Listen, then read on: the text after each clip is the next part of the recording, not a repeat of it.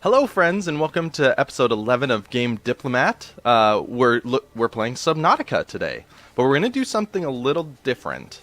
So unfortunately, my graphics card died recently, so I'm using like a super old backup video card, which has worked fine for games on crawl and stuff like that, where it's like 2D graphics, really simple.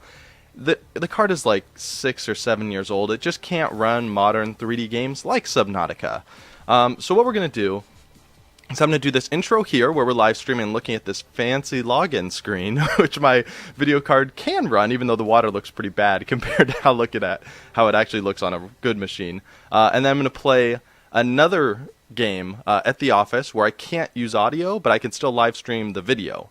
So I'm going to live stream the video and mash it all together. So we're going to do this intro here with me talking, and then you'll just get a peaceful view of the game without my voice going over it. But you'll still hear in-game audio and get to see the game as it's meant to look. Alright, so let's see. For full commentary, I wrote some notes so I could get this right. For full commentary, check out the episode. Yeah, so if you want to know everything I thought about the game, because normally I do commentary the whole time during the live stream. Since I'm not, check out the audio version of the podcast on GameDiplomat.com. But here's what you need to know before we start. So the premise is you're flying a spaceship, you're a big spaceship man, flying a giant spaceship, or you might not be flying it, you're a passenger, I don't know, make up your own story. But the ship crash lands on an alien planet, and it's a totally water planet. So everything, at least as far as I've seen so far, I don't think there's stuff outside the water. It's just crash lands on an alien water planet, like you land in an escape pod and you can see the burning ship in the background doing its thing. Let's see. Then you have to find things to eat, drink. It's a survival game at its core. You can play non-survival modes where you just build whatever and do whatever you want. But if you're playing the game kind of in the normal mode, that's a survival game. So you need to find things to eat, find things to drink. You need to find resources so you can build gear because you're just a dude. But you can build fins or a snorkel tank or a scuba tank. And you can eventually build like mechs and submarines and all sorts of and weapons and stuff like that. So you kind of typical survival game stuff. You start just building out the most simple stuff like tubes to the surface. But then you can really build complex systems and kind of create the world in your own. Like one of the cool things, I haven't done it yet, you can build pipes that like will take air from the surface and put it down to certain areas. So in a lot of like underwater games, there's like, here's a random shell that's releasing oxygen, and if you stay there, you can get oxygen. This lets you kind of build the pipes, so you can actually like fill the whole ocean and build your own network of these little oxygen spots if you want to, or just invest heavily in scuba tanks and mechs and do that sort of thing. All right, let's see. Oh, the other thing you're going to see in the video, this is my favorite part of the game.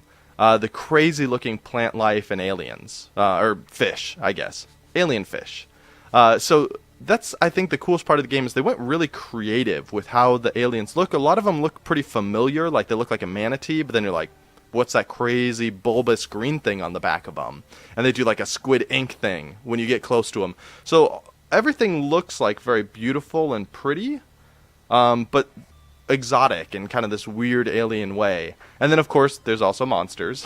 So if you stay in the starter area, which is where probably most of the video will be, it's very beautiful, it's serene. I love it because it's peaceful. Like I can just swim around. It's like being in Hawaii, right? It's just a tropical vacation game, and you can play this game in VR too. I haven't done that yet. I hear it's kind of sketchy still, but everything else, the VR is still being worked on. But if that's something you're into, could be an awesome little Hawaii simulator. You just stay in the safe pool area at the start. But then as you get into the darker, deeper areas, or even farther away areas, there's some really nasty predators. And those things do not look pretty. They just look crazy and creepy. In all the kind of right fantasy world kind of ways. Alright, let's see. Yeah. So the game is still currently in early access. The developer is Unknown Worlds. I've been really impressed. So I've wanted to cover this game since I launched the podcast, even before then. But I kind of held off on it because it was never quite good enough or quite finished enough that I felt comfortable recommending it. It was always like, okay, I could see where this game is going, but you can't really do much, or it's not clear what to do. But at this point, they've been releasing updates so steadily, and all the updates have been really good. So like right here, the Dangerous Creatures update. Let's see if this loads in here. No, it's going to load my browser. All right, well, let's not look at it. But the Dangerous Creatures update adds a ton. Well, here you go. The Sea Dragon Leviathan. It's basically like, picture a dragon without wings and fins instead. and that's what it is in the water. So this update, right, added a bunch of different stuff, the reinforced dive suit, a new abandoned base you can find. There's stuff all underground from debris and from the ship that you can find. I think there's like something going on where like people have maybe been here before and you're finding ruins of what kind of happened here, like of space station or science stations and stuff.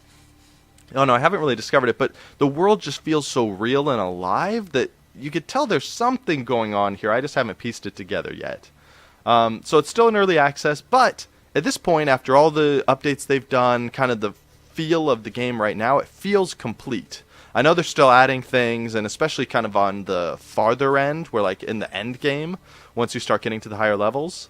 But I'm not at that point yet. And so for me, for all the hours I've played so far, I haven't felt like the game is incomplete at all. It feels totally complete. So I feel like I can totally recommend the game at this point. That I have no problems, no caveats. This is a great game. You should play it. Finally, I've been waiting like 2 years for the game to get to this point, but it's there.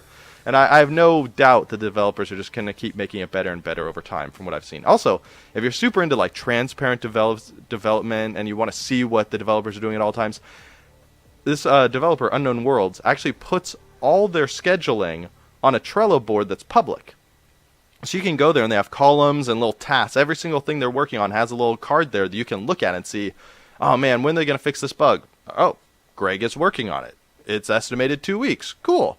Or you could see, what are they doing for the future? Oh, they're working on, I don't know, trampolines, underwater trampolines. What? Oh, cool. This is awesome. Oh, but it's on the, it's scheduled for early next year or something like that. So you can see everything they're working on, which I think is really cool. Especially some players really, really value that. So if that's the sort of thing you're into, this developer is all about that. So anyways, I hope you enjoy the rest of the video without my droning voice messing it up. We'll see you soon.